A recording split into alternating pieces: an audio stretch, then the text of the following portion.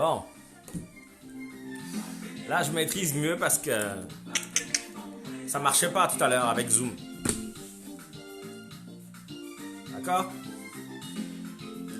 On va régler ici. On va repartir en live directement.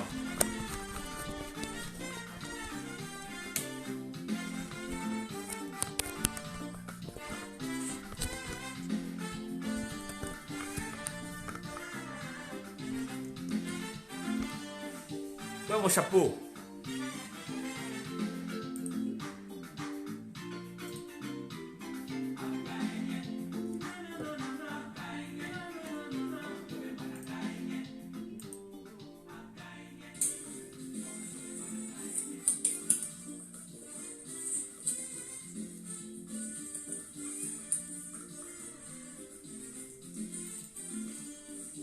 Ouais, mon chapeau.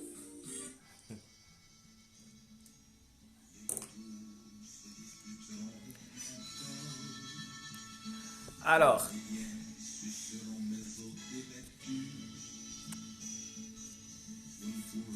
comment allez-vous? Il y a une seule personne en ligne. APTT.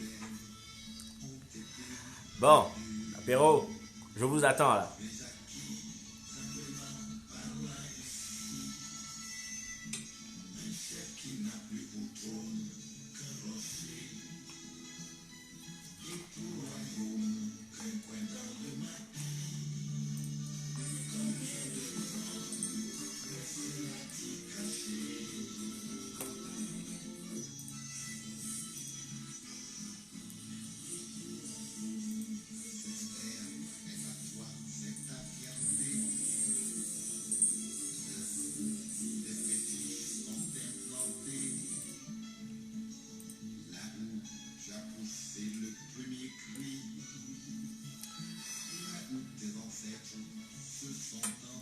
Alors, je vais vous dire ce qui s'est passé.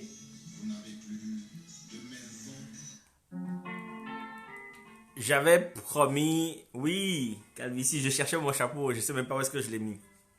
Je voulais faire une rencontre sur Zoom, mais la qualité de la caméra de mon ordinateur est merdique.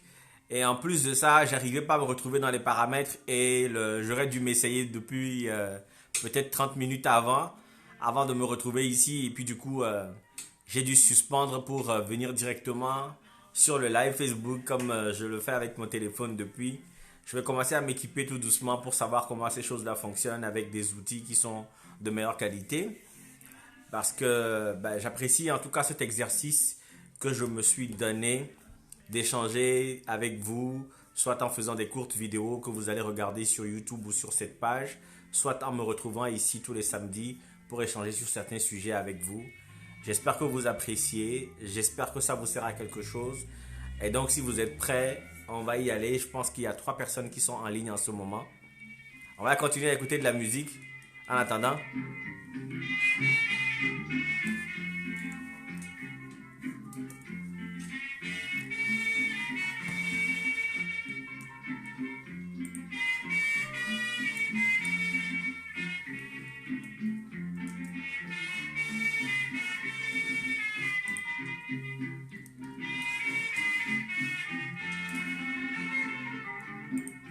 Tous les soirs que je rêve, je commence à faire. Il y a bientôt 10 ans que j'attends ta promesse, puisque tu m'as promis, et j'ai gardé confiance. Comme tu le sais toi-même, que la patience se limite. Quand moi je te parle, toi tu me réponds par un sourire. Et dans ta réponse, tu me dis bien, garde patience. Écoute-moi bien, moi je te le jure, oh mon amour. Alors, Je n'en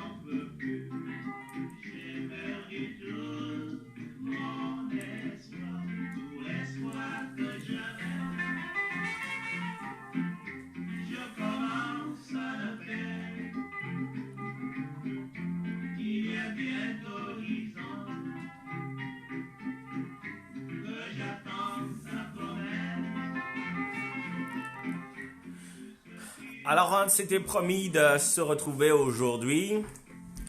Je vais pas vous faire attendre. Ou si vous voulez écouter encore un peu de musique, je vais vous jouer une chanson que j'ai retrouvée la dernière fois.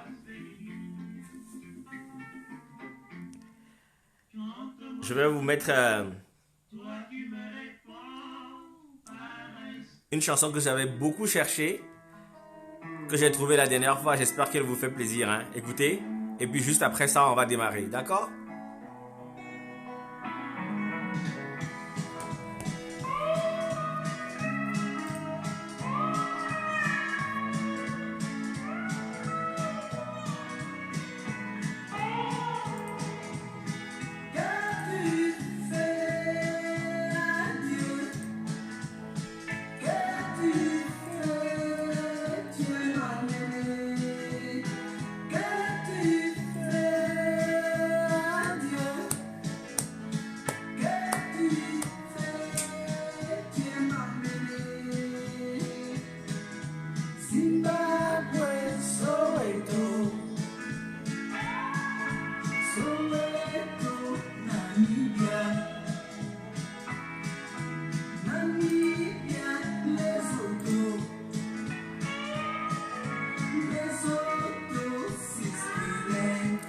Qui connaît cette chanson?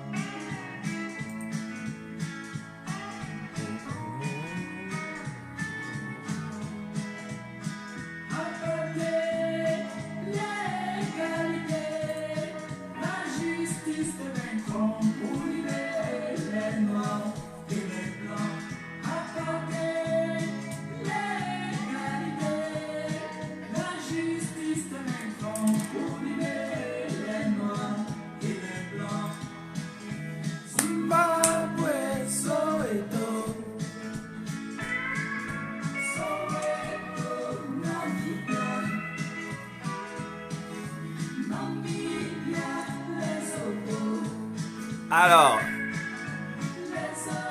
qui connaît l'auteur de la chanson?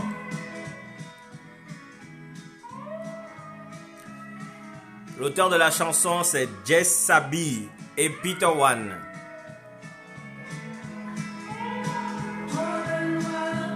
Vous buvez quoi? Et bon, le grand frère Patrick est là. On ne fait pas attendre les autorités, hein, donc on va commencer. Peut-être pour Patrick, que je vois la première fois sur les vidéos d'Apéro Conversation, je vais juste dire que le principe de Apéro Conversation, c'est d'avoir un apéro, là, quelque chose que tout le monde boit. Et pendant ce temps, on échange sur des questions que je me pose, que je partage avec vous, des notions que j'essaie d'accumuler dans les différentes questions que je me pose justement. Et j'ai certaines réponses et tout ça. Et puis moi, je partage avec vous et ça nourrit vos conversations avec vous-même, vos conversations avec Dieu. Et puis ça vous pousse aussi à aller chercher. Je ne sais pas qui a dit que la philosophie commence avec un doute. Et moi, j'ai plein de doutes. Quels sont les sujets de ce jour? Hier soir, si vous... les gens sont en carême, ok. Ouais, mais désolé hein, pour les gens qui sont en carême, on va commencer plus tôt, on va écouter des paroles intéressantes. Donc ça peut aussi être des sujets que vous pouvez garder et avoir dans vos réflexions et dans vos méditations. Donc, hier soir, j'ai fait une vidéo sur le Saint-Esprit que vous pouvez retrouver sur cette page. D'accord. C'est parti d'une discussion que j'avais avec une amie qui me disait qu'elle avait de la difficulté à jeûner parce que elle peut passer toute une journée sans manger, mais que lorsqu'elle dit qu'elle va jeûner, elle n'arrivait plus à arrêter d'avoir faim. Et donc moi je lui expliquais que le jeûne justement, c'est cet exercice-là que l'on fait sur le corps pour permettre à notre âme de se connecter avec Dieu et pour être digne et capable de gérer la force du Saint-Esprit. Et là elle me demande, mais est-ce qu'on n'a pas tous le Saint-Esprit? Et je lui dis non, mais que je vais lui répondre avec un apéro conversation. Donc là j'ai fait l'apéro conversation et j'expliquais que le Saint-Esprit, dans l'entendement global, c'est une force que Jésus-Christ, quand il est parti au ciel après sa résurrection, a envoyé à ses disciples. Et qu'une fois, on lui a demandé, mais pourquoi est-ce que ses disciples ne jeûnaient pas? Et il a dit, mais pourquoi vont-ils jeûner si lui, il est avec eux? Et donc, il est là, les disciples n'ont pas besoin de jeûner. Et c'est quand il est parti qu'il a envoyé l'Esprit Saint.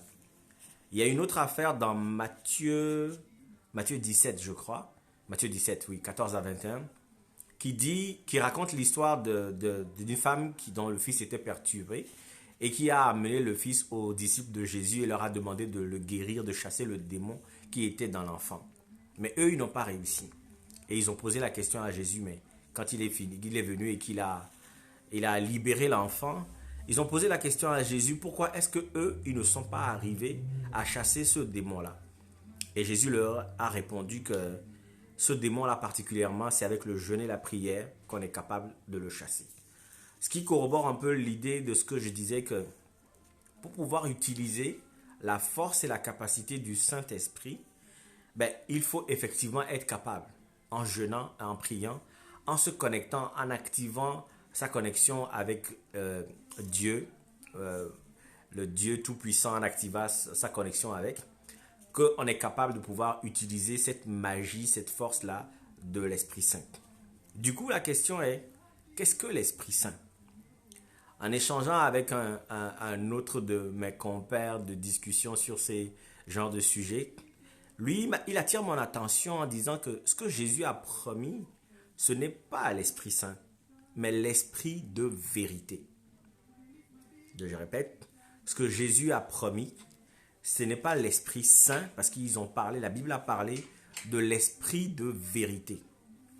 Alors, pourquoi est-ce que la Bible est quand même un document de référence? Il y a quand même eu beaucoup de travail qui a été accompli sur cet ouvrage-là.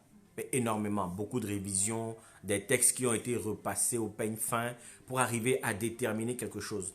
On va y voir des similitudes avec d'autres textes qui étaient antérieurs au texte de la Bible et tout ça, mais il y a quand même ce travail-là qui a été fait, qui est un travail complet.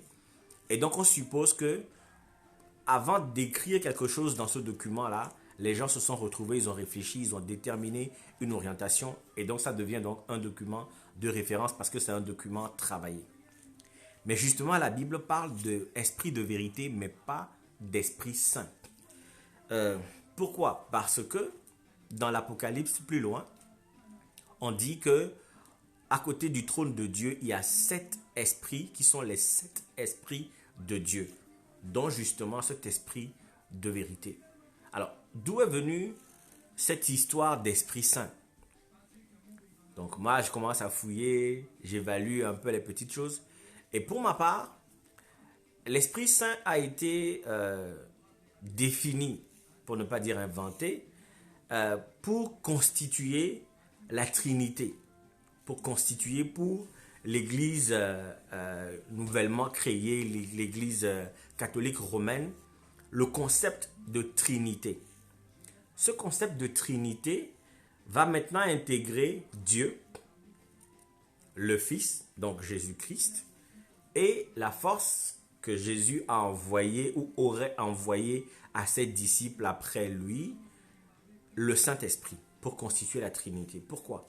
Parce que tous les textes antérieurs à la constitution de l'Église, à l'époque, tous ces textes-là ont parlé d'une certaine forme de Trinité. Les Égyptiens vont parler de Trinité en pensant à Osiris, Isis et Horus. Donc le Père, la Mère et l'Enfant. Et les Hindous vont parler de Trinité aussi, mais qu'ils appellent la Trimurti, Et la Trimurti, c'est Brahma, Vishnu et Shiva. Ce sont trois hommes. Donc Brahma, le créateur, Vishnu, le verbe, parce que lui descend, c'est lui qui s'incarne, qui vient au monde, dans le monde, sous forme d'avatar. Donc Rama, Krishna, etc. Il paraît même Jésus. Donc Vishnu. Et ensuite Shiva, qui est l'énergie destructrice, mais pas destruction dans le sens négatif. Parce que Rama qui construit, il faut que Shiva détruise pour qu'il puisse construire et que la boucle continue. Donc Shiva est donc associé à l'Esprit Saint.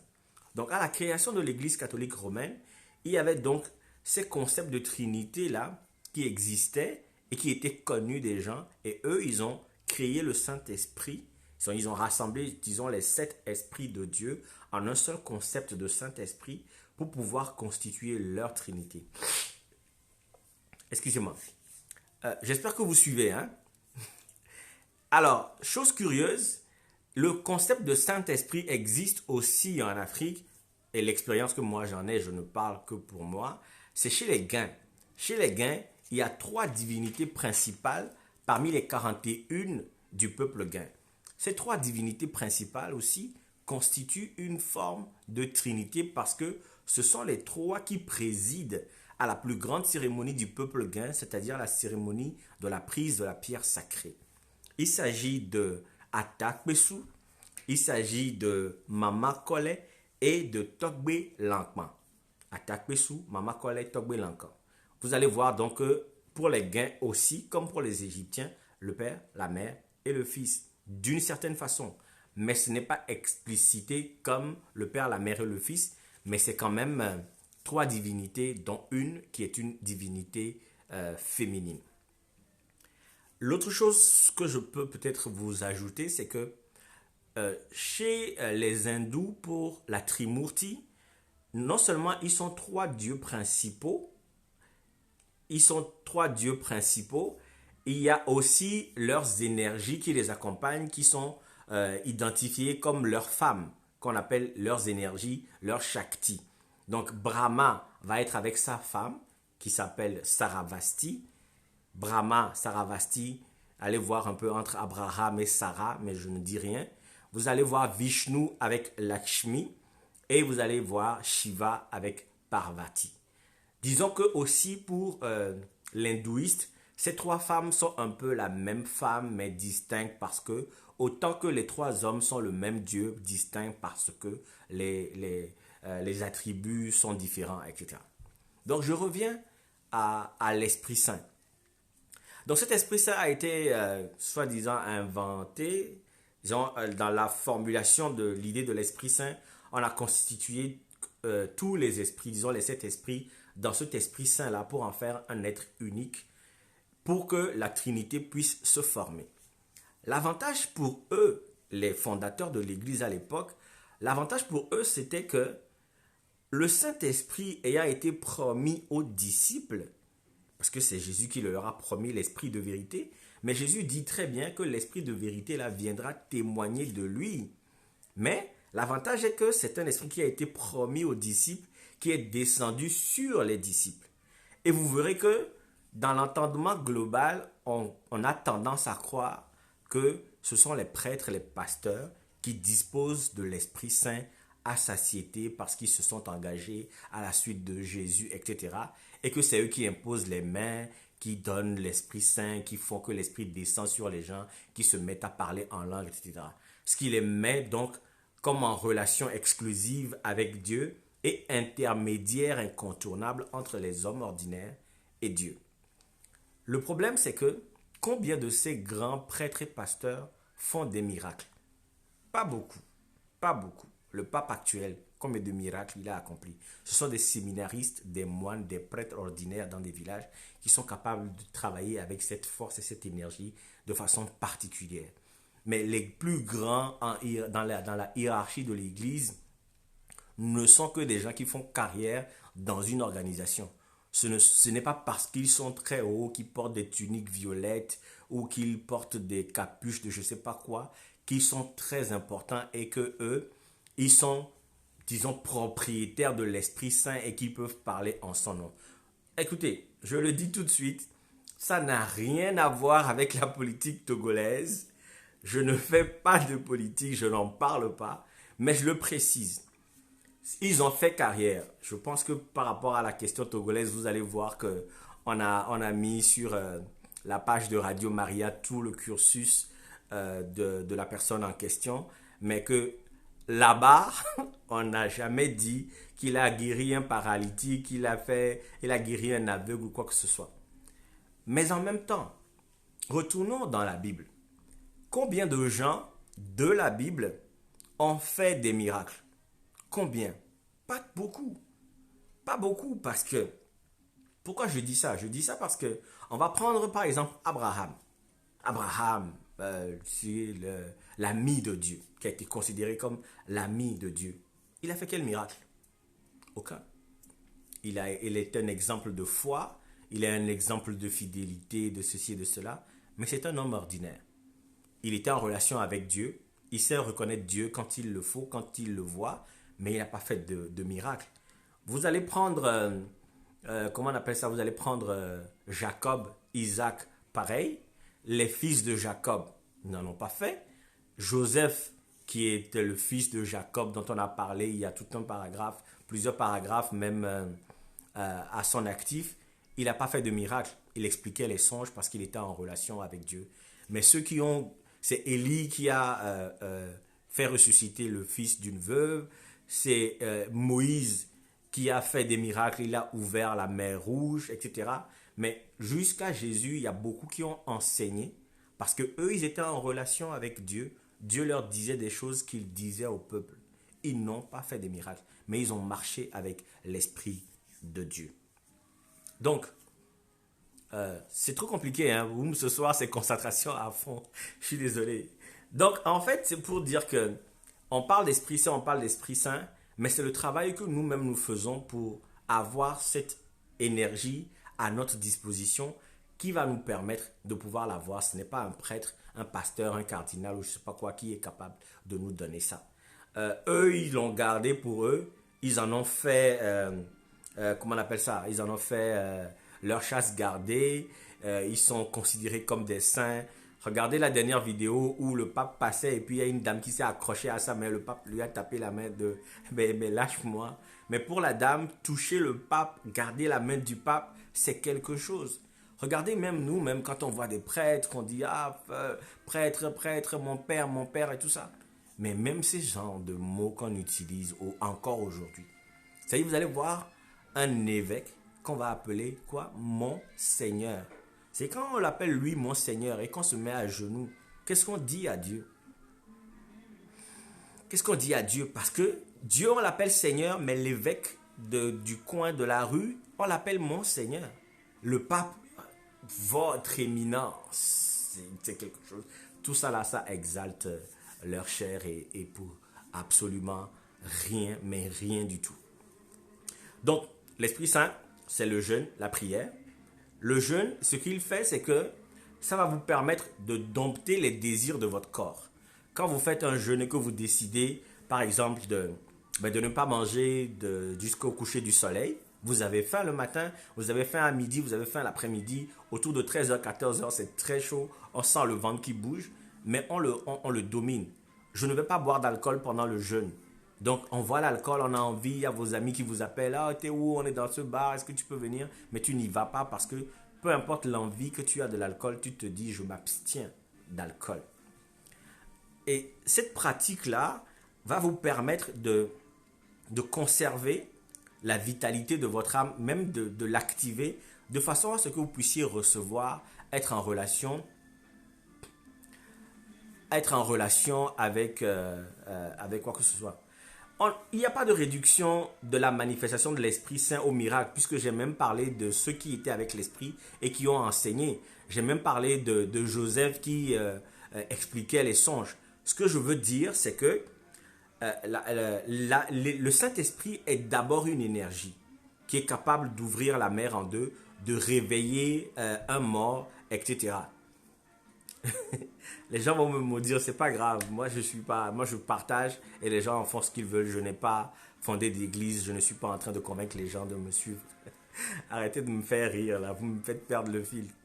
Donc ce que je disais Patrick, c'est que c'est pas une réduction, mais c'est juste dire que la manifestation exceptionnelle, la force que l'on donne à l'Esprit Saint en tant qu'entité faisant partie de la Trinité, n'est pas aussi n'est pas aussi réelle dans le n'est pas aussi réel dans la relation avec Dieu.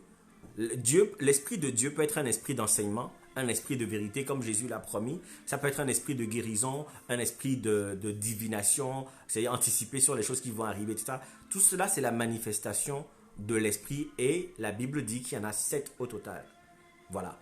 Mais la constitution du concept même de l'Esprit Saint, c'est pour créer la Trinité, pour ressembler au concept que les gens avaient à l'époque. Bon, donc ça c'est pour l'Esprit Saint. Donc moi je disais que le jeûne va permettre justement de travailler sur soi, puis la concentration que l'on est capable de faire pour dire je vais éviter de faire ceci, je vais éviter de faire cela, va me permettre de travailler sur moi-même et puis d'être actif. La prière c'est une conversation avec Dieu. Si on arrive à ne pas se déconcentrer par rapport aux désirs de notre propre corps, des désirs primaires comme la faim, la soif, et qu'on arrive à se contraindre à cet exercice-là, ça nous travaille et ça nous prépare pour la relation.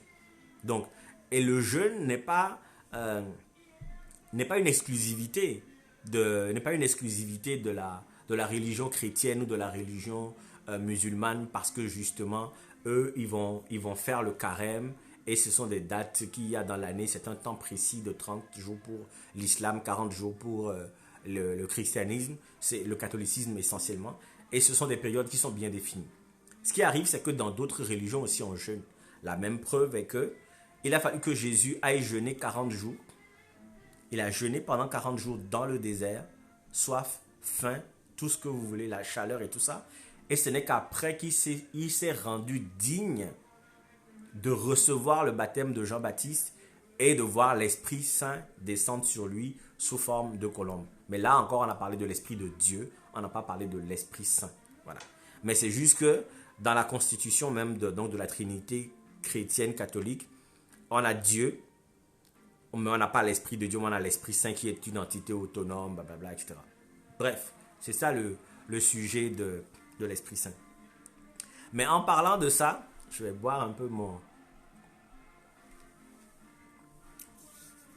On en est arrivé avec mon ami ce matin à parler de l'Immaculée Conception. Immaculée Conception, vous le savez, c'est le fait que la Vierge Marie a accouché de Jésus sans l'intermédiaire de Dieu. Et que ça a été une grossesse de vierge qui n'a jamais connu de sexualité et tout ça. Dans un précédent live ici, je ne sais pas ceux qui sont là se rappellent, j'ai parlé des relations sexuelles un peu et j'ai dit qu'il était peut-être possible que l'on puisse avoir des rapports sexuels avec des entités et que si effectivement Marie l'a eu, rien n'empêchait, en tout cas moi ne m'empêchait de croire que les filles qui ont des mami wata dans mon pays le Togo, ces filles-là ne soient pas aussi également en relation avec des entités divines et que ce n'est peut-être pas le cas, même si depuis il n'y a plus question de conception, de grossesse en dehors de rapports sexuels. Mais moi aujourd'hui je disais à mon frère et ami Morellino que je remettais en question aujourd'hui, en tout cas ce matin, à mon réveil, je remettais en question cette histoire d'Immaculée Conception. Je vais partager ça avec vous, vous allez me dire ce que vous en pensez, d'accord? Alors, pourquoi moi, je remets ça en question? Tout d'abord parce que je pense que Dieu n'a pas besoin de faire une grossesse miraculeuse pour venir au monde dans le corps d'un être humain. Dieu n'a pas besoin de faire une grossesse miraculeuse, exceptionnelle pour donner Jésus, etc. Mais effectivement, l'histoire raconte que Marie était vierge et que l'ange Gabriel lui a dit qu'elle allait enfanter de façon miraculeuse. Et elle a dit, comment est-ce que ça se pourrait, je ne connais pas d'homme, l'Esprit de Dieu va descendre sur toi, etc. etc. Et que même que elle a été accusée d'avoir couché avec un homme et Joseph a dit, mais comment cela se fait-il que je ne t'ai pas touché, mais tu es enceinte, tu veux amener l'opprobre sur moi parce que. Et que donc l'ange Gabriel a parlé à Joseph et Joseph, lui, derrière, ben, il est parti avec Marie pour la protéger. Ils sont partis en Égypte. Aujourd'hui, disons que je mets ça personnellement, hein, comme je le dis personnellement, je mets ça un peu sur le concept de fable. Disons que des gens ne se posent pas beaucoup de questions. Ils ont besoin de croire en quelque chose d'exceptionnel qui se soit passé, etc., sans en faire véritablement l'expérience eux-mêmes, et que ce n'est que de cette façon-là qu'ils appréhendent l'idée de Dieu. Moi, dans ma démarche où je pense que Dieu est partout avec nous tous, etc., peu importe ce que nous sommes, ce que nous faisons, que Dieu est autour de nous dans la nature, etc., et que la manifestation de Dieu est tellement sous nos yeux, mais dans la fleur qui s'ouvre le matin, dans l'animal qui passe et dans l'être que nous sommes, que je n'ai pas besoin de croire en une histoire particulière, exceptionnelle, d'une immaculée conception pour être sûr que Dieu existe ou encore pour penser que Dieu est venu dans le monde pour nous enseigner quelque chose. J'ajoute pour corroborer moi mon opinion aujourd'hui sur l'Immaculée Conception où j'émets énormément de doutes, quelques éléments factuels dont je vais vous parler tout de suite. Est-ce que ça va? Vous me faites peur aujourd'hui, hein, parce que d'habitude il y a des commentaires qui viennent et tout ça, mais là, je n'ai pas l'impression que les gens sont là, mais je parle toujours, d'accord? Alors, les faits, les éléments factuels dont je parle, c'est quoi? La prophétie qui a annoncé la naissance de Jésus a dit que du rameau de Jessé naîtra un roi. Rameau de Jessé, c'est le roi David, la lignée de Juda. Juda, c'est la tribu israélienne qui donne des rois. David, Salomon, etc. C'est la tribu de Juda. Et que de la tribu de Juda va naître quelqu'un qui est annoncé comme étant le fils attendu, l'enfant attendu, le Messie. Je pense que si Joseph n'a pas participé à cette relation-là, avec Marie et n'est pas le père de Jésus, il n'y a pas de filiation avec David. Pour moi, il y a filiation avec David. L'enfant qui est né est effectivement un enfant de chair de la lignée de David, de la tribu de Juda, si et seulement si les gènes de Joseph, l'ADN de Joseph est dans le corps de cet enfant. D'accord?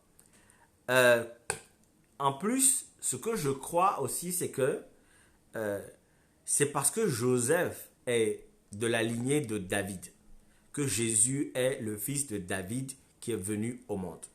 L'avantage de Jésus, c'est qu'il était à la fois de la lignée de David, donc des rois, par son père, Joseph, et de la lignée des sacrificateurs par sa mère, Marie, qui était donc la nièce de Zacharie, le grand prêtre, le seul sacrificateur principal qui était capable d'aller dans le Saint des Saints pour aller parler avec Dieu une fois par an, de la lignée de Moïse, de Aaron, etc.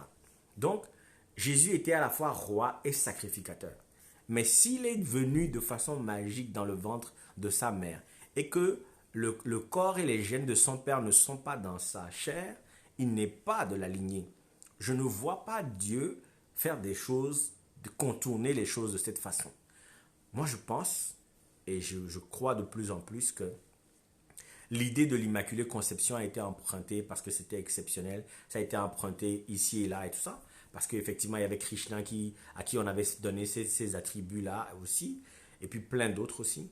Avant même l'invention, en griffe, de l'histoire de Jésus. Parce que Jésus est décédé, c'est presque 100 ans, non, 100 ans après qu'on a constitué son histoire de sa naissance à Bethléem jusqu'à l'arrivée en empruntant à gauche et à droite. Vous pouvez faire vos recherches là-dessus. Mais si l'on veut croire à la Bible, c'est bien de prendre les histoires fantasmés, fantastiques dont on parle, qui nous font penser à quelque chose d'exceptionnel. Mais des fois, il est aussi bien de ramener ça à nous-mêmes et de voir qu'en vérité, il n'y a peut-être pas besoin de ce côté très exceptionnel pour pouvoir croire en la chose. Moi, je pense que Joseph était véritablement le père de Jésus pour qu'il puisse être appelé fils de David, descendant de la lignée des rois de Juda, lion de Juda et tous les attributs qu'on lui connaît. L'autre chose encore, c'est que on a parlé de ses frères, Simon, Jude, Joseph et puis Jacques, qui sont venus le voir. Il a dit, ah, je suis occupé, je ne peux pas vous voir, etc., etc. Et tout ça. Et l'autre chose, c'est que comment cela se fait que les gens qui ont marché avec Jésus, que ce soit Simon-Pierre, Jean et Jacques, fils de Zébédée et tout ça, ont marché avec Jésus et tout, mais que quand Jésus est parti, le chef de l'église, c'est-à-dire que celui qui a été choisi comme chef de tout le groupe, de ceux qui connaissaient Jésus, qui ont marché avec lui, eh bien c'était son frère. C'était son frère, le fils de Joseph, qui s'appelait Jacques, qui a écrit un épître. Tout ça pour dire qu'il y avait une certaine filiation. Cette filiation établit une relation avec l'entité divine qui réagit parce qu'effectivement il y avait un accord avec David, avec Abraham, etc. Et donc il sait que ce peuple-là est mon peuple qui m'a choisi. Et c'est mon peuple-là, c'est un peuple avec qui j'ai fait une alliance avec leurs aïeux. C'est pour ça que les gens vont prier par Abraham, Jacob, leur père. Ils vont prier parce qu'ils se sentent en relation avec ces ancêtres-là. Et donc, les relations que ces ancêtres-là avaient avec des divinités de territoire comme Jéhovah, les Yahvé et tout ça étaient. Donc, du coup, on n'a pas besoin d'inventer une descente bizarre, cosmique, de je ne sais pas quoi, dans Marie pour que Jésus soit véritablement une force de Dieu sur terre. Déjà, pour former un être humain, ça prend un spermatozoïde et une ovule. Donc, spermatozoïde plus ovule, donc l'enfant naît. Mais ce qui fait vivre l'enfant à l'intérieur, c'est une âme. Et jusqu'à aujourd'hui, la science n'est pas capable de dire l'âme là, elle vient d'où. Je ne sais pas si vous voyez ce que je veux dire. L'âme là, elle vient d'où. Patrick me dit, nous sommes dans des mystères des dogmes de l'Église catholique. Justement, l'idée c'est de déconstruire un peu, de discuter pour pouvoir déconstruire tous ces éléments-là qui sont des éléments factices dont on a fait usage pour construire les religions qui, au lieu de rapprocher les gens du concept même de Dieu pour qu'on ait une vie cohérente, mais tous ces dogmes-là sont des éléments qui viennent nous empêcher d'aller directement à Dieu. Et moi, je pense que partager ce que je suis en train de partager ici va permettre aux gens non seulement de faire usage d'un esprit de doute sur les choses, mais de voir aussi qu'on n'a pas besoin de s'accrocher à ces concepts très fantasmés pour pouvoir approcher la divinité.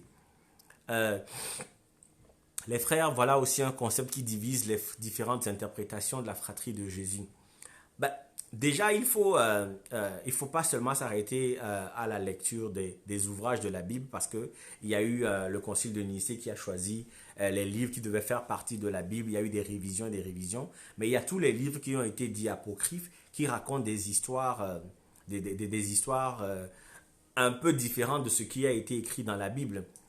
Ce qui a oui, je pense que il y a certains concepts qui sont des dogmes catholiques. Pour le franciscain que je suis, ancien enfant de cœur, je pense que c'est un peu factice aujourd'hui, mais ça n'engage que moi, je ne l'impose à personne. Donc, oui. Et donc, les livres apocryphes vont nous donner des versions un peu différentes de la version que nous avons toujours eue. Même des livres du Coran. Parce que vous pouvez chercher par exemple des histoires des prophètes du Coran, vous allez lire une histoire complètement différente. Que ce soit de l'histoire d'Adam et Ève, que ce soit l'histoire de Moïse, que ce soit l'histoire de Jonas ou des prophètes, vous allez lire une histoire qui parle exactement des mêmes personnages, qui les situe aux mêmes endroits, mais l'histoire est différente. Pourquoi? Parce que l'islam qui est né après le catholicisme a beaucoup emprunté de cette tradition-là, mais n'a pas fait tout le toilettage que l'Église catholique a fait au fil des années. Il vous souvient que à un certain moment, les femmes devaient être en arrière à l'Église. On ne parlait même pas de la Vierge Marie comme étant, disons, un élément important dans la croyance catholique. C'est l'un des pionniers à mettre la Vierge Marie en avant, c'est le pape Jean-Paul II, parce que peut-être qu'ils se sont rendus compte que le fait d'avoir masculinisé la divinité pour se rapprocher des concepts romains guerriers à l'époque, pour avoir quelque chose qui ressemblait plus à Zeus qu'à autre chose, ils ont enlevé la place de la femme, ils ont fait des femmes qui ont accompagné Jésus des prostituées, mais bon, quoi qu'on peut, on peut toujours revenir sur le terme prostituée qui était utilisé à l'époque versus ce que l'on en sait aujourd'hui. Mais n'empêche que on a traité Marie-Madeleine, par exemple, de prostituée, on n'en a pas fait cas, mais que Marie-Madeleine, justement, est la première à avoir vu Jésus vivant, ressuscité. Donc, petite contradiction. Elle était la première, pendant qu'il y avait Jean et Pierre à côté, à avoir reconnu Jésus comme étant celui qui est ressuscité. Et elle a dit Rabbi, tu vois. Et que c'est un peu ce secret-là de, c'est un peu ce secret-là de Marie qui a fait émerger les Templiers, les Rose-Croix, etc. À l'époque, les Templiers avaient découvert donc ce secret-là. Il y avait toutes les églises qui étaient bâties en Europe médiévale, qui étaient des églises dédiées à Sainte Marie de la Mer, Sainte Marie de, Sainte Marie de. Pour les Templiers, c'était des églises qui étaient dédiées à la Sainte Marie Madeleine, qui était donc la compagne de Jésus, qui avait une relation particulière avec Jésus, qui a même aidé à manifester, la force et la puissance de Jésus-Christ. Mais ça, c'est un autre débat. Mais après, effectivement, l'Église catholique s'est retrouvée sur elle, enfin, est revenue sur elle-même et a développé l'idée de la Vierge Marie partout, la Vierge Marie, le rosaire, ceci et cela, tout ça pour continuer à emprunter dans l'imaginaire des autres peuples, des autres traditions, pour essayer d'élargir davantage le spectre de leur influence. Alors, je vois Régis qui est là. Pas factice, tout a été inspiré et révélé. La logique n'explique pas forcément le divin. Après, l'Église était et reste très politique, donc forcément beaucoup de choses ont été instrumentalisées. Ben, à partir du moment où c'est utilisé comme des instruments, ça ne devient pas, ça n'est pas vérité, ça devient factice. Et alors pour petit témoignage, j'ai connu Régis dans une association qu'on avait à l'époque qui s'appelait le Pain de Vie, où on se retrouvait, on était un groupe de jeunes, on se retrouvait, je pense que c'était tous les samedis soirs pour prier ou tous les vendredis soirs pour prier. Et après, bon, on s'est revus dans le milieu de la communication à Lomé. Et je comprends absolument que l'idée de dire que c'est factice, c'est peut-être que le terme est un peu trop fort, mais on n'en a pas besoin. C'est l'idée de factice, c'est de dire qu'on n'en a pas besoin. Ce n'est pas ça qui fonde notre foi en Dieu, ou même qui fonde notre pratique catholique. La pratique catholique n'a pas à se bâtir sur des dogmes. Elle se bâtit sur l'expérience qu'on en a, sur l'enseignement qui est donné. Mais justement, on enseigne plus les dogmes qui sont irréfutables, qu'on ne peut pas critiquer, sur lesquels on ne peut pas revenir parce que c'est comme ça, c'est coulé dans le béton. Mais sauf que ça ne sert pas à la foi. Pas forcément en tout cas. Ça ne sert pas forcément la foi. Vous avez tous les dogmes, tous les principes de l'Église, que ce soit la première communion, la confirmation et tout ça. Ce sont des carrières dont on n'a pas besoin. La relation qu'on peut établir avec Dieu, cette relation-là peut s'absoudre de toute idée de dogme, de principes qui sont des fois surannés, c'est-à-dire complètement obsolètes, mais qu'on garde encore aujourd'hui pour je ne sais quelle raison, pour justement l'équilibre de l'Église, pour que le pouvoir reste aux mains des mêmes personnes, mais alors que les gens continuent d'ouvrir les yeux. Il y a quelques années, on n'avait pas accès à certaines informations. Des choses étaient dites, mais on ne savait pas. Mais aujourd'hui, avec Internet, on découvre qu'il y a des documents qui existent, des documents qui sont datés de plusieurs siècles. On découvre des gens viennent faire des témoignages qui sont complètement différents de ce qu'on nous enseigne dans le catéchisme. Donc, l'Église n'a pas à former des moutons. C'est des gens qui sont là et qui disent « Ah, c'est comme ça, on ne touche pas ». L'Église a formé des fidèles, des gens qui croient en Dieu, qui croient à une révélation et qui décident de faire un cheminement. Mais ces gens ont absolument le droit de faire usage de leur libre arbitre, de se poser des questions, de remettre les choses en question et d'avancer. Il y a, je pense que c'était Voltaire, je pense que c'est Voltaire qui le disait, ou Victor Hugo, je ne sais plus, je peux vérifier après. Il disait que Dieu ne nous a pas dotés d'intelligence pour nous empêcher d'en faire usage. Dieu ne nous a pas dotés d'intelligence pour nous empêcher ensuite d'en faire usage. Et donc, oui, l'Église, les dogmes et tout ça, c'est révélé, etc. Même les histoires de révéler là. Écoute, des gars qui vont se retrouver entre eux, qui vont faire des réunions entre eux, qui vont lever des impôts dans des villes, auprès des rois, dans un certain nombre d'endroits. Ces gens-là ne sont pas forcément des gens qui disent la vérité. Ils vont sortir de leur conclave et tout ça pour dire ça a été révélé, l'Esprit Saint m'a dit que et tout ça là, mais c'est archi faux. On sait très bien aujourd'hui que c'est archi faux et que c'est souvent pour de mauvaises raisons que ces gens-là vont invoquer la force de Dieu, ils vont s'approprier l'Esprit Saint pour s'arroger un pouvoir qu'en réalité ils n'ont pas. Parce que nous n'avons aucune preuve justement que ces gens-là, ils avaient ils étaient en relation particulière avec Dieu, avec l'Esprit Saint. Mais parce qu'ils sont en poste et qu'ils sont ces titres-là, ben, ils vont quand même se dire, ah ben nous, l'Esprit Saint m'a dit que, etc. Il faut absolument qu'on arrête. Ce n'est pas forcément révélé. Ce n'est pas forcément révélé. C'est ça le point que je voulais faire sur l'esprit. Ben justement, même pour dire, tout le monde connaît l'histoire de, enfin si vous, je peux en parler, l'histoire de la naissance du protestantisme. C'est-à-dire, c'est juste une question de fesses. Ça a commencé comme ça. Vous avez le roi Henri VIII qui était marié avec, je pense qu'avec une princesse d'Espagne qui était la cousine du roi de France. Et lui, pendant qu'il était en poste, il avait sa femme, il est tombé amoureux d'une concubine. Et la concubine, elle s'appelle Anne de Boleyn. Anne de Boleyn, donc c'est une concubine du roi, le roi l'aimait à la folie, le roi ne voulait plus de sa femme. Il appelle le pape et lui dit, écoute, je veux divorcer de ma femme pour pouvoir épouser la femme que j'aime. Le pape lui dit, non, non, non, pas question, je n'autorise pas le divorce, tu ne peux pas, parce que, pourquoi ? Parce que c'est ces relations-là que lui bénissait, et le pape à l'époque avait droit de vie et de mort sur les rois, etc. Lui va dire que, ah non, si telle épouse le roi d'ici, j'ai un contrôle sur l'Espagne, et donc de facto aussi la sœur du roi de France, ou la cousine du roi d'Espagne épouse le roi d'Angleterre, ben, il a le contrôle sur tout.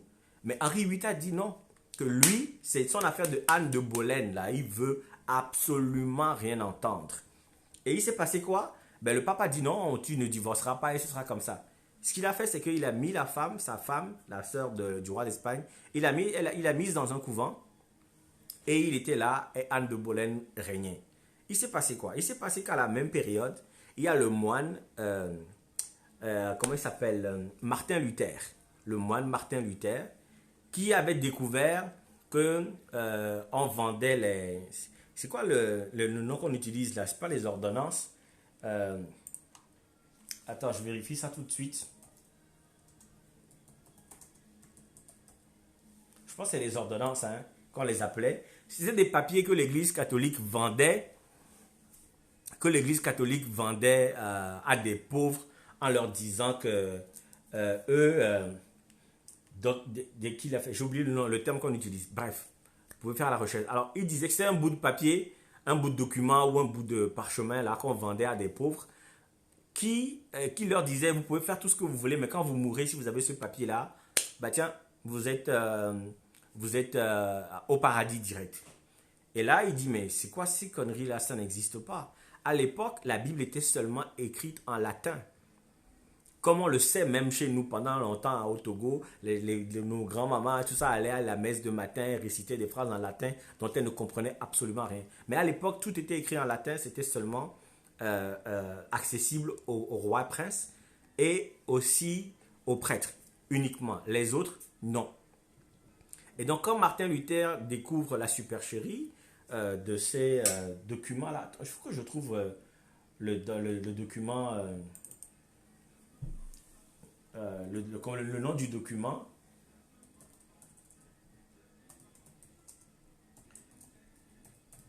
Quand il découvre cela et qu'il décide d'aller se plaindre à Rome, ce qui se passe, c'est que non seulement il va il va passer dans un autre couvent où les gens font un pèlerinage pour aller voir le sang de Jésus qui a été recueilli dans un calice et qui ne coagule pas depuis que Jésus est décédé. Et ce qui arrive, c'est que c'est tous les matins, en fait, que le curé du monastère tue un canard et on met le sang du canard fraîchement tué ce matin-là dans le calice. Et les gens faisaient des chemins pour aller... des chemins pour aller... les indulgences, voilà le terme. Il vendait les indulgences et puis donc il allait à Rome pour aller dire que non, cette affaire d'indulgence là, c'est pas sérieux. Pourquoi est-ce que le pape, le pape autorise cela? Et là, entre-temps, il passe encore dans un monastère, il se rend compte que ben, les gens là mettent du sang de canard tous les matins et les gens pensent que c'est le sang de Jésus. Mais qu'est-ce qui se passe ici tout? Là, sa grosse surprise, il arrive à Rome pour se plaindre, c'est les loupanards partout. Les loupanards partout, mais oh là là, c'est-à-dire les loupanards, c'était des endroits de prostitution. Il y avait toutes les choses que les cardinals faisaient à l'époque, que ce soit les prostituées, les orgies, le vin, la bonne chair, etc. etc. Et tout ça, c'était tellement, il était tellement révolté. Et là, à l'époque, un de ses potes, qui s'appelait Gutenberg, était en train de travailler sur la première machine d'imprimerie. Et c'est là que Martin Luther entreprend de traduire la Bible en latin, en allemand, et son pote Gutenberg a produit la première Bible. Ce document a été vendu sous le sein, c'est-à-dire caché, parce que si jamais on vous attrapait avec ça, c'était la guillotine tout de suite. Et donc, les documents de la Bible et tout ça, là, à l'époque, l'histoire de Martin Luther a fait un peu son chemin jusqu'à c'est arrivé en Angleterre, où tout ce qui était pour le roi, parce que le roi avait interdit l'église catholique, bien avant ça, il était fâché avec l'église catholique, et Anne de Boleyn a récupéré cette affaire de protestantisme, là, parce qu'on les appelle les protestants, elle a récupéré cette histoire de protestantisme et a obligé son copain, avec la force de ses fesses, je dis fesses pour faire plaisir à Patrick, et c'est comme ça que l'église protestante anglicane est née en opposition avec, le catholicisme romain. Donc, c'est parce que les gens, à un moment donné, ont eu des doutes, se sont interrogés sur ce qu'on nous a vendu comme étant des édifices qu'on ne peut pas toucher parce que c'est comme ça a toujours été comme ça. C'est parce que les gens se sont posé des questions qu'on a avancé. Il est clair que j'avais vu un commentaire de Régis tout à l'heure. Oui, Dieu est dans le cœur, mais dans ses règles, les dogmes et chaos autour de la religion seraient juste impossibles à gérer. C'est ce qu'on dit. On nous menace toujours avec le bâton et la carotte. Soit parce que si vous ne respectez pas, ça va être la catastrophe, ou si vous le faites bien, vous irez au paradis. Moi, je suis arrivé à un moment où je ne crois pas au paradis. Je ne crois pas au paradis, donc c'est pas la carotte avec laquelle je vais suivre l'église. Donc, si je me pose des questions sur la réalité de certaines choses, certains dogmes, je me donne quand même le droit d'en parler et je suis d'accord avec vous que ça ne soit pas votre avis, votre choix. C'est cet échange-là qui nous permet de nous enrichir. On a quand même fait à peu près presque 1 heure. J'avais 3 sujets sur la table. Si ça ne vous dérange pas, on va avancer vers l'autre sujet. Je pense qu'on a parlé de le sujet que j'avais. Je pense qu'il y avait le Saint-Esprit, il y avait l'histoire de Jésus. Et puis, je pense que oui, voilà, c'est les jumeaux. Les jumeaux. J'ai découvert un truc sur les jumeaux aujourd'hui. Non, c'est hier. Où j'ai découvert dans une vidéo que c'est l'homme. Non, on n'a absolument pas. Le paradis sur terre, je sais où c'est. Hein. Le paradis sur terre, je te promets que je sais c'est où. Alors, j'ai découvert dans une vidéo de Selom Podar, où je pense qu'il y a une vidéo de Kelesi là, sur les blanches là, qui ont fait un musée du vaudou, qui ont fait une exposition sur le vaudou, où on disait que les jumeaux ont un truc particulier. Ça m'a toujours intrigué, cette affaire de jumeaux là. Et là, j'apprends que ben, et les jumeaux, ils partagent la même âme. Et moi, je ne le savais pas. j'ai découvert et puis j'ai commencé à réfléchir là-dessus. D'abord, je sais qu'il y a deux types de jumeaux, tout le monde le sait, les monozygotes, les dizygotes. Et il paraît qu'il y a même un jumeau de troisième type, mais qui est à la fois, donc ils sont eux à la fois monozygotes, mais de sexes différents. Ils viennent du même œuf et tout ça. C'est vraiment des vrais jumeaux, mais ils sont de sexes différents, alors que d'habitude, les vrais jumeaux ne sont pas de sexes différents. Moi, ce qui m'a. Je me suis posé la question tout de suite pour savoir effectivement cette affaire de jumeaux dans nos traditions, c'est quoi? Parce que ça intrigue tout le monde. Hein. C'est comment ça se fait que il y a deux bébés dans le même ventre. Et puis je pensais au terme Venavi là, qu'on a, comment on les appelle, qui est même le. C'est devenu. Ils sont presque des divinités parce que même Ali Jays, là, vendredi, c'était hier, il a préparé haricot avec huile rouge pour ses jumeaux. Et il a mis ça sur Facebook. Il dit ah, que vendredi, là, maintenant qu'il a des jumeaux, c'est haricot avec des fruits rouges qu'il doit préparer et leur donner. Mais tout le culte que l'on fait aux jumeaux, c'est justement pour ça que. Il faut demander à Patrick hein, qui dit que le paradis est sur terre. Moi, le concept de paradis et d'enfer, je fais une pause sur l'affaire sur l'affaire de jumeaux. Le concept de paradis et d'enfer, c'est le bâton et la carotte. C'est absolument le bâton et la carotte. Euh, c'est croire, moi je ne veux pas non plus croire que Dieu est omnipotent, il est tout puissant, il a tout. Et puis il y a quelqu'un quelque part là qui développe son territoire, qui dit que lui s'oppose à Dieu et qu'on l'appelle Satan. D'autant plus qu'on nous dit que c'est quelqu'un qui avait été au service de Dieu. Donc moi j'y crois pas, absolument pas. Mais Patrick sait de quoi il parle. Parce qu'il faut suivre la chronologie de ses commentaires. Hein. D'abord, il a dit j'adore cette histoire de fesses. Et puis, juste après, il parle de le paradis est sur terre. Je ne fais aucune corrélation. Je vous laisse juge des commentaires successifs de Patrick. Non, mais j'ai chaud parce que je vois que je commence à transpirer là. Là, il commence à faire chaud. Il fait 17 degrés dehors. Mais à l'intérieur, je pense qu'on n'a pas éteint le chauffage. Donc, voilà. Donc il faut demander à Patrick Amen dans le paradis sur terre, c'est où?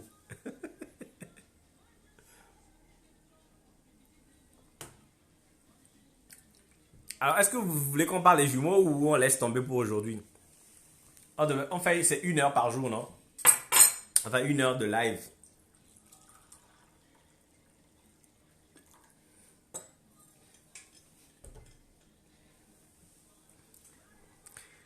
Ah, il y a Royal K qui me demande de laisser un numéro pour qu'on peut. Moi je n'ai pas d'autres numéros. J'ai pas de numéro où on peut m'appeler. Du coup moi je voulais faire un Zoom, une réunion Zoom. J'ai acheté l'application, l'extension Pro. Et puis, je me suis rendu compte que je n'avais pas l'équipement pour avoir un son efficace. Je vais m'y remettre. Je vais essayer de voir comment ça fonctionne pour voir. Et puis, travailler ça, trouver les bons outils parce que je ne suis pas un habitué des lives sur Facebook. J'ai commencé avec le confinement.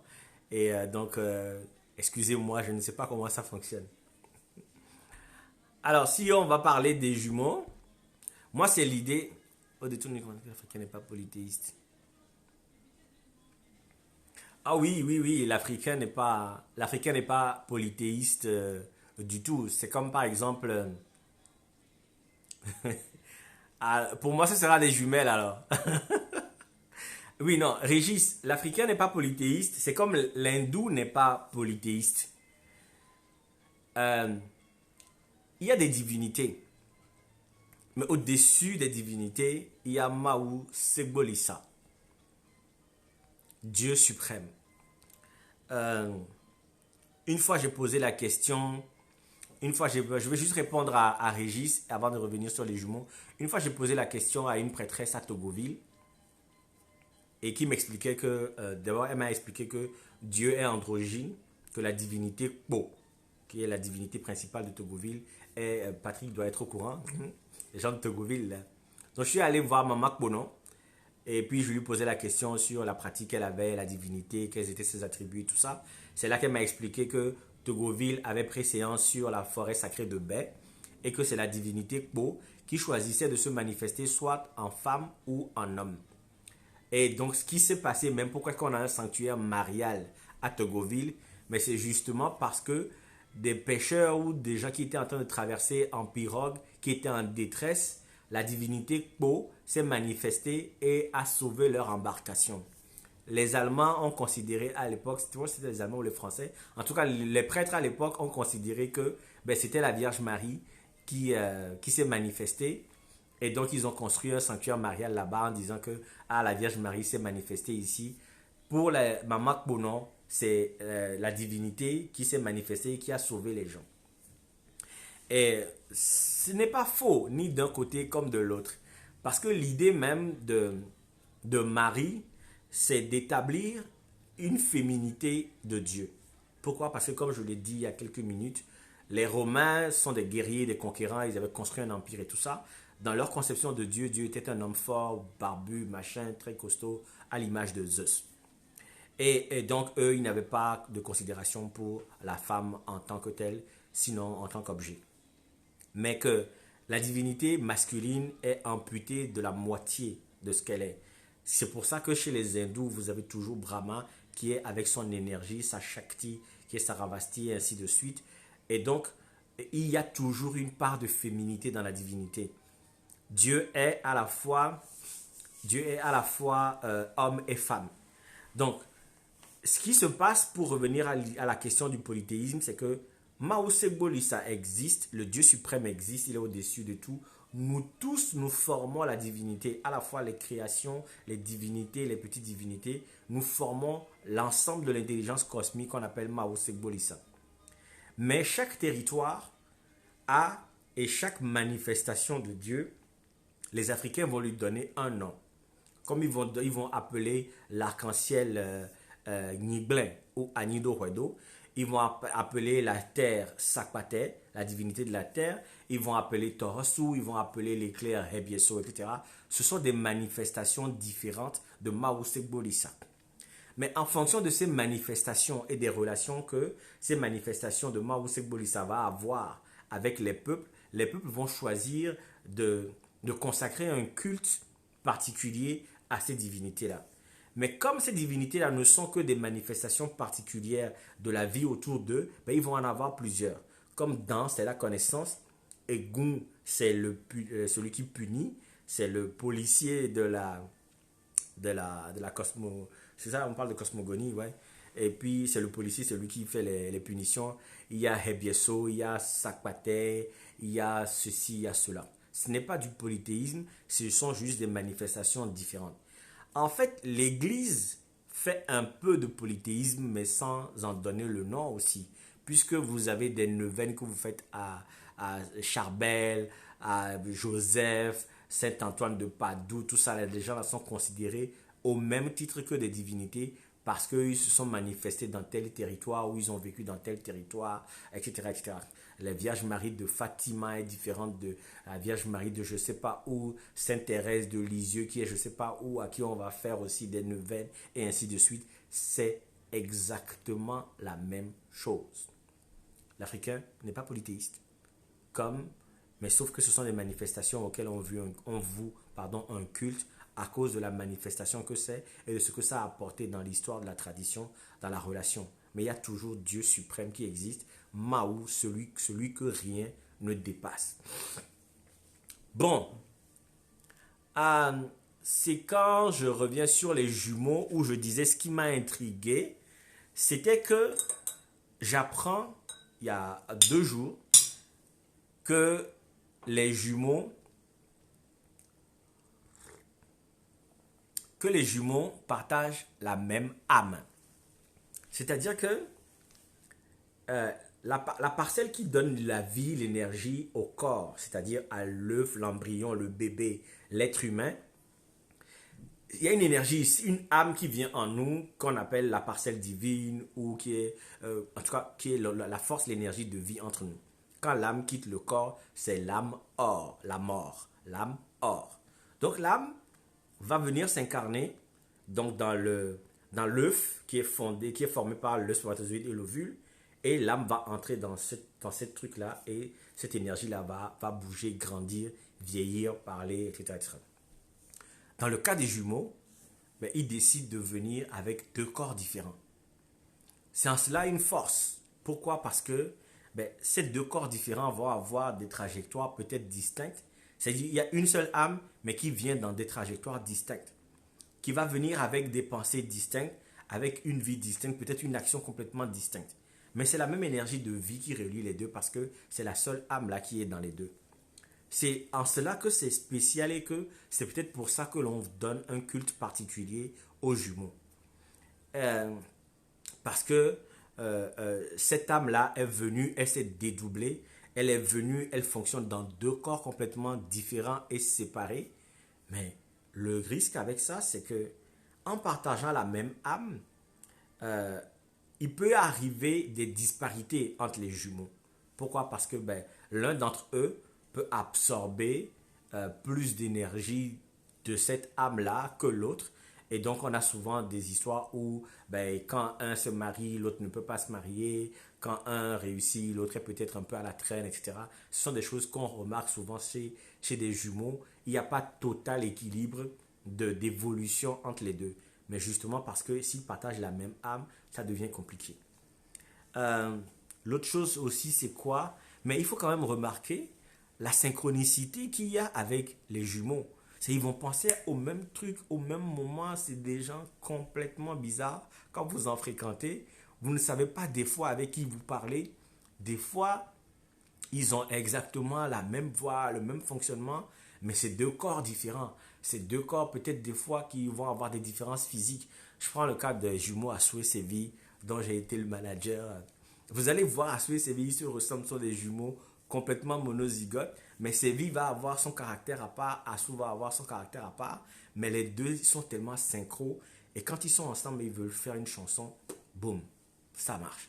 Donc, c'est pour vous dire que ce qui est intéressant dans l'histoire de jumeaux et qui est intriguant, je continue de creuser hein, parce que euh, moi, ce qui m'a fait peur quand j'ai appris que les jumeaux avaient la même âme, je me suis rappelé de Mobutu Sese Seko. Mobutu Sese Seko, c'est l'une des histoires dont on parle de lui. C'est justement qu'il avait épousé deux jumelles. Je vous jure tout que j'ai toujours pensé que c'était un excès de pouvoir. C'est-à-dire que Mobutu Sese Seko, quand même, Ouazabungu, comment je sais pas on l'appelle, il ne peut pas avoir une femme, sa jumelle, et puis il y a un autre gars dans le pays, un autre Congolais là, qui va avoir une femme identique. Ça, ce n'est pas possible. Ça lui prend d'avoir absolument les deux.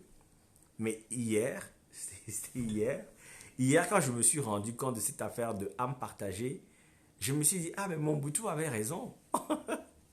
Mobutu avait absolument raison. Pourquoi? Parce que lui, en tant que chef, en tant que président de la République, s'il a une femme et euh, qu'il s'associe avec cette femme-là dans un acte de sexualité, il va associer son âme de président, de chef, avec l'âme d'une des jumelles. Sauf que cette âme-là est partagée avec l'autre jumelle. Il est vulnérable. Le gars est vulnérable. Donc là, c'est absolument, ça ne marche pas. Ça lui prend d'avoir les deux. Les deux moitiés d'âme sont à lui. Il se préserve. Il se préserve de toute espèce d'action, de quoi que ce soit. Même si ça paraît mégalomane ou tout ce que vous voulez, je peux vous promettre qu'à ce niveau de responsabilité, on fait attention à ces choses. Il serait vulnérable si sa moitié d'âme, sa femme ou sa femme qui est l'une des jumelles, partage son âme avec quelqu'un d'autre et quelqu'un d'autre peut s'accoupler avec l'autre, rentrer en relation sexuelle avec l'autre et puis de facto ça va rejaillir sur lui parce que ce qui arrive à l'autre jumelle arrive à celle-ci souvent. C'est pour ça que généralement on dit que quand un jumeau meurt, il peut venir chercher l'autre. Donc ce qu'on fait, c'est qu'on va aller chercher une statuette, on va l'invoquer dans la statuette qui ne doit pas quitter l'autre pour que lui puisse conserver la vie. L'autre doit pouvoir être toujours à côté de lui. Il doit le laver, le nourrir, lui faire des soins comme on fait dans le vaudou. avant, on pensait que tout ça, c'était des conneries. C'est des choses que les gens faisaient qui n'avaient pas de sens. Mais là, moi, j'ai réfléchi à ça hier. Je suis encore perturbé par l'histoire, là. Je me dis que non seulement c'est une force, mais en même temps, c'est absolument vrai pour les jumeaux, les vrais et les faux jumeaux. C'est absolument vrai pour tous parce que eux tous partagent la même âme. C'est exactement le même principe. Il n'y a pas deux âmes différentes parce que le sexe est différent. Euh, Moi, j'ai fait une blague une fois à ma mère, parce que j'avais découvert que Dieu était androgyne, donc que Dieu était à la fois homme et femme. Et, ce que je lui ai dit, c'est que si Dieu était à la fois homme et femme, si j'ai des jumeaux, garçons et filles, ils vont se marier. Parce que je suppose que les deux ensemble, c'est Dieu qui est là. Et donc, elle m'a dit, oh, Chineke, comment est-ce que tu peux raconter des choses comme ça? J'ai rigolé. Mais effectivement, si c'est la même âme, les mettre en fusion va pouvoir permettre, mais c'est absolument faux. Hein. Les jumeaux, ça ne marche pas parce que c'est la même âme entre les deux. Dieu, c'est une âme féminine et une âme masculine, mais complètement distinctes avant de former un seul corps. Mais bon, bref, c'était pour raconter la petite blague. Cette histoire des Agossou, qui sont les grands frères des jumeaux, fais une recherche dessus et tu fais un apéro. Non, non, non, non, non. Agossou, c'est pas les grands frères des jumeaux. Hein. Agossou, Agossi, c'est ceux qui viennent les pieds devant. Ce sont des patrons. Agossou, c'est pas les grands frères des jumeaux. C'est parce que lui, au lieu de venir par la tête comme tous les autres enfants, il sort par le pied. Et donc on l'appelle Agossou ou Agossi. Tenez-vous bien, moi je connais une jumelle, c'est une amie à moi, elle est à la fois, je pense elle est jumelle, mais aussi Agossi. Et effectivement, c'est une force. Parce que l'on pense dans nos traditions que, on pense dans nos traditions que, comment on appelle ça, que les gens qui viennent avec les pieds, ce sont des patrons.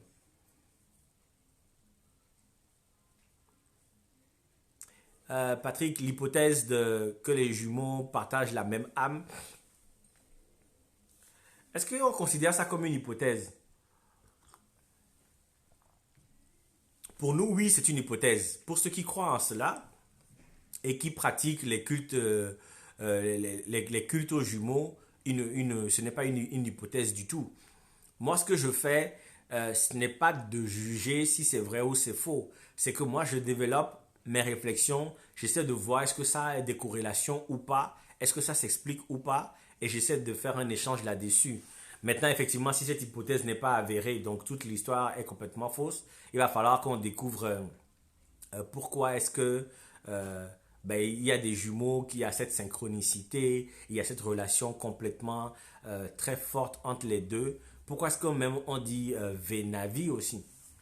Parce que ce soit Venavi, ça peut s'entendre de différentes façons.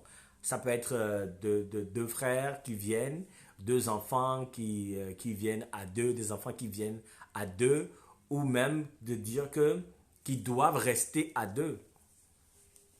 Ce sont des enfants qui doivent rester à deux, des enfants qui viennent à deux. Le terme Venavi même peut nous amener à nous poser plein de questions. Mais moi, en pensant à l'idée de l'âme et sachant comment est-ce que ça nous fait nous mouvoir et nous orienter dans notre fonctionnement. Et quand tu vois la synchronicité entre les jumeaux, tu vois leur rapport particulier, comment est-ce qu'ils peuvent exactement penser à la même chose au même moment et tout ça, tu te dis, mais comment cette énergie-là fonctionne entre les deux de façon à ce que ça soit aussi bien synchronisé. Et c'est là que tu te dis, mais tiens, il y a quelque chose qui se passe. Donc, l'explication ou la croyance que les jumeaux viennent avec une seule âme peut se tenir en fonction de tout ce qu'on fait, tout le culte qui est rendu aux jumeaux, les statuettes qu'on en fait, le travail d'accompagnement des jumeaux et les différentes règles qui les accompagnent. Tu verras que quand tu vas avoir des jumeaux, il y a même une vidéo, je pense que si je trouve le lien de la vidéo, je vais le mettre en commentaire après. Il y a une vidéo en ligne qui explique, je dois même avoir la vidéo dans un de mes documents, qui explique exactement le culte des jumeaux un peu dans le pays gain.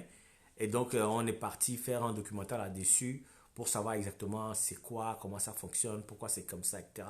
Mais moi, j'avais suivi ça à l'époque. j'avais pas capté par rapport à l'unicité de l'âme entre les deux. Mais je considère que ça s'explique valablement aujourd'hui, mais c'est pas une hypothèse de recherche, hein. Moi, je me pose des questions vite fait, je fais des corrélations quand il y en a lieu, j'échange avec vous, et justement, c'est avec des questions comme celle que tu poses là que l'on va creuser davantage pour savoir davantage. Alors, les amis, Eli, Agossi, là, c'est pas les grands frères des jumeaux, donc maintenant que tu le sais, mais eux, ils viennent avec les pieds. Je pense qu'il y a, c'est pas le, je pense que l'autre là est venu comme ça aussi, non? Avec les pieds, non? Jacob. Jacob est venu avec les pieds, non? Jacob, c'est Agosui. Attends, je vérifie, hein.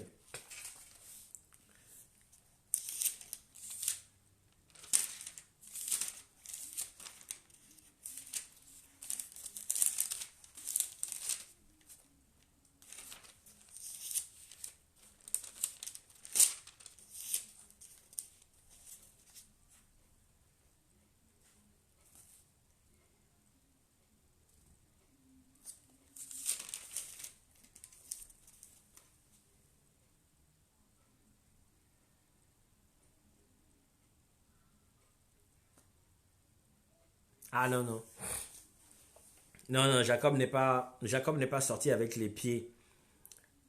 C'est, il tenait le pied de son frère qui le devançait. Il lui avait attrapé le pied.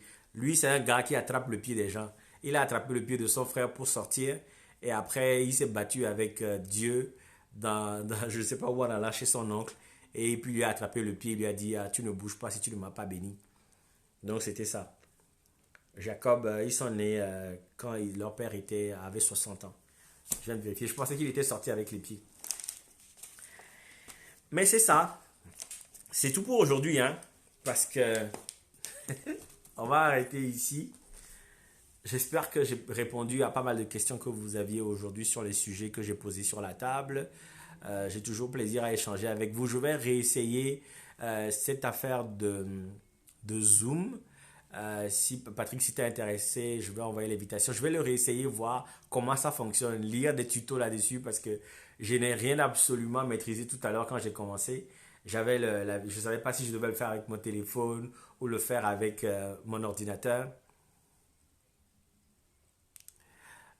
Euh, les Agosu peuvent arriver avec une force supérieure aux jumeaux. C'est possible. Les jumeaux, déjà, eux, ils sont deux. S'ils ne sont pas deux, ils ne sont même pas complets si effectivement on croit qu'ils partagent la même âme. Mais c'est le fait d'être une force qui vient à deux têtes, c'est-à-dire une âme qui vient sur deux têtes, qui fait leur particularité, mais aussi c'est très sensible parce qu'on est obligé de faire des statuettes et de leur vouer un culte. Les Agosu, eux, on dit que eux, c'est des patrons. Ils sont venus avec les pieds. Attends, il y a un terme français là. Il y a un terme français là qui dit, qui appelle ça accouchement par le siège. C'est ça, accouchement par le siège. Les enfants décident de venir avec les pieds. On suppose que normalement l'enfant tourne d'une certaine façon dans le ventre pour sortir avec la tête, mais que ce sont les patrons, les êtres particuliers qui vont venir avec les deux pieds en avant. Donc, c'était pas intéressant samedi dernier. Eli, toi tu es arrivé en retard, j'ai dû faire un résumé pour toi. On m'a dit, ah, c'est parce que tu as fait un résumé pour Eli que tu as coupé le fil de ce que tu disais. Aujourd'hui, tu dis, ah, c'était très intéressant aujourd'hui. Donc, à la dernière fois, c'était pas intéressant. D'accord, je suis allé te chercher inbox pour que tu sois à l'heure, hein. Merci beaucoup tout le monde. Je suis très content d'avoir. J'ai même pas joué de musique aujourd'hui, hein? Alors que j'avais prévu, j'ai fait télécharger des musiques, tout ça, pour vous faire plaisir et tout ça. Et là, j'ai même pas le truc. Bah, je vais mettre ça.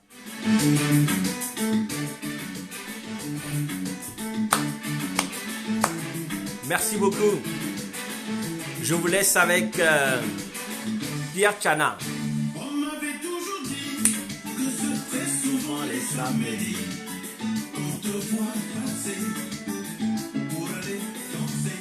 Je ne voulais pas du tout y croire. Merci beaucoup, ça m'a fait plaisir de te retrouver, Patrick, et de parler avec toi. Merci Régis, merci Elie, merci Selam. Dédicace à tout le monde, merci de partager. On reste ensemble et puis...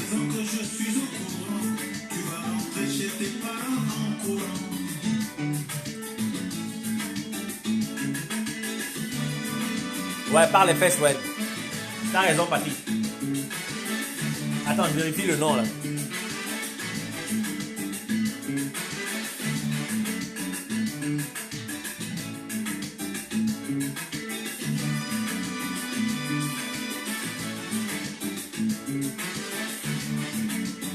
Non, je pense qu'on appelle ça aussi par le siège. Hein. Mais je vais faire la recherche, je vais compléter.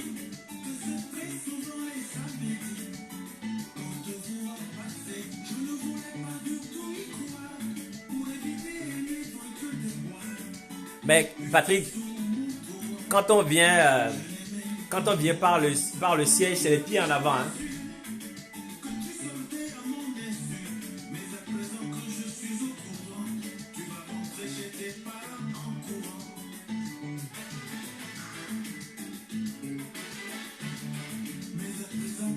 Ouais, accouchement par le siège, Patrick, c'est effectivement les pieds en avant, le sort par le vient. C'est ça, accouchement par le siège.